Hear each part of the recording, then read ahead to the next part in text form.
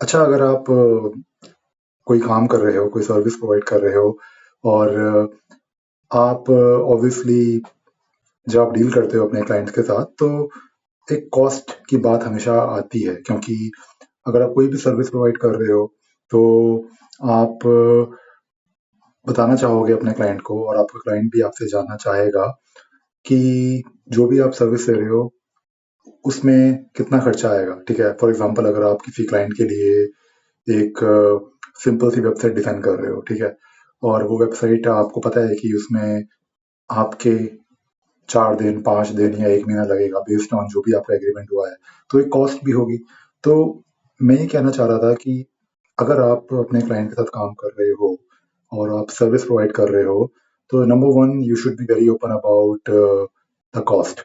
मैं तो ये करता था कि मैं अपने क्लाइंट से और अभी भी यही करता हूँ कि मैं पहले ही पूछ लेता हूँ कि आपका बजट है तो बता दो।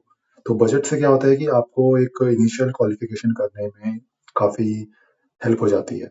और दूसरी चीज़ ये कि अगर आप काम कर रहे हो, आप सर्विस प्रोवाइड कर रहे हो, तो ये बहुत इम्पोर्टेंट है और ये मैं ये वीडियो इसी बारे में बनाना चाह रहा था कि do not hesitate to charge मोर।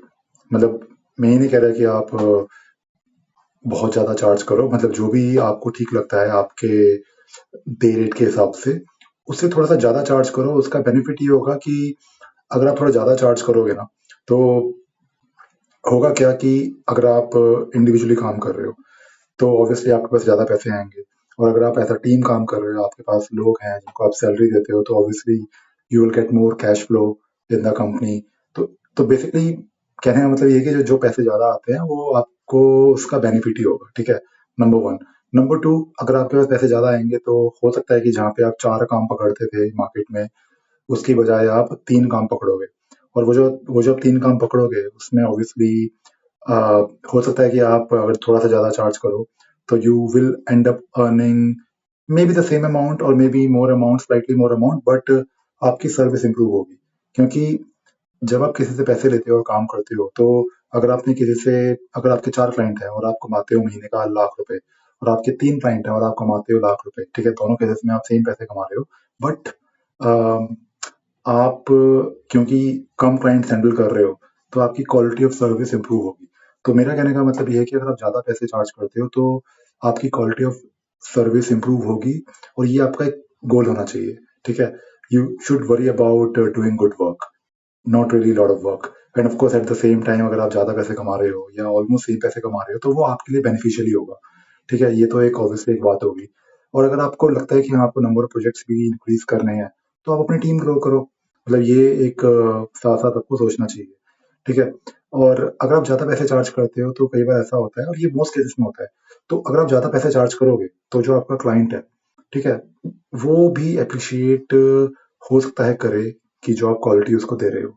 तो ये चीज़ जो जो मैं आपको बता रहा हूँ ना, ज़्यादा पैसे चार्ज करने का, ये 1 या 2 दिन में आप ऐसा नहीं कि आपने आज पैसे ज़्यादा चार्ज किए और कल से ही आप सब कुछ बदल दोगे, इसमें टाइम लगता है।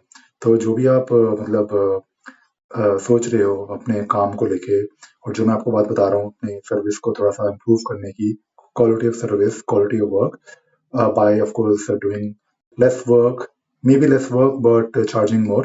तो इससे क्या होगा कि अ, जो आपके क्लाइंट्स होंगे, उनको समझ में आएगा धीरे-धीरे और आप उनको समझाओ भी। कई बार ऐसा होता है कि अगर आप किसी को समझाते हो ना कि हाँ, अगर मैं आपसे इस चीज़ के थोड़े से ज़्यादा पैसे चार्ज कर रहा हूँ, तो आपको उसकी वैल्यू भी मिलेगी। तो लोग इस वैल्यू को एप्रिशिएट करते हैं नॉर्मली। तो बस यही मैंने सोचा था कि एक वीडियो बनाया जाए, छोटा-सा वीडियो जहाँ पे बात करी जाए आपकी जो सर्विस है, उसके लिए आपको कितना चार्ज करना चाहिए। थोड़ा-सा ज़्यादा चार्ज करोगे तो बेटर रहेगा। चलो, बाय-बाय।